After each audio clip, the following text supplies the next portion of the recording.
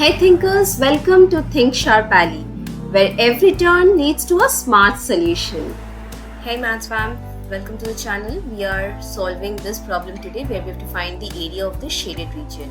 We have been given two circles with center P and Q, and let's say the radius of the bigger circle is capital R. So AB is the diameter of the big circle, which is 2 capital R, which is equal to actually 8 centimeter AE plus BE. So AE plus BE, and AE is 8 plus BE is the diameter of the small circle, which is 2R. So from here I get capital R as 4 plus R. So taking 2 common, so R minus small r is 4, right? And PQ, if you see PQ is PB minus QB.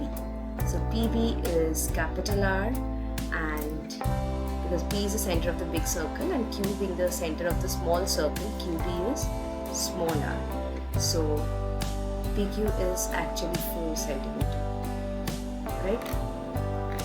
And next, if we see PM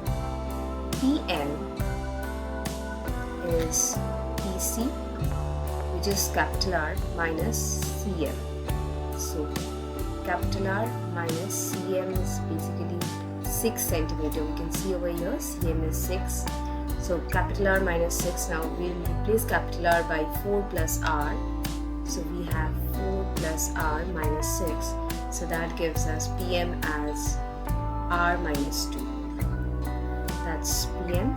So let's apply Pythagoras theorem in triangle PQM. So in triangle PQM, we have, this is the hypotenuse, this is perpendicular, R squared as PQ squared. PQ is 4 plus PM square, which is R minus 2 whole square.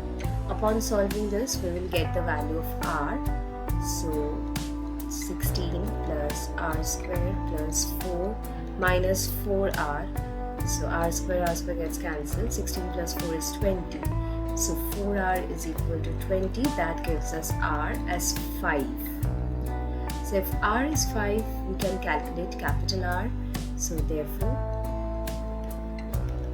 capital R is 4 plus R, which is 9 centimeter. So the area of the shaded region would be,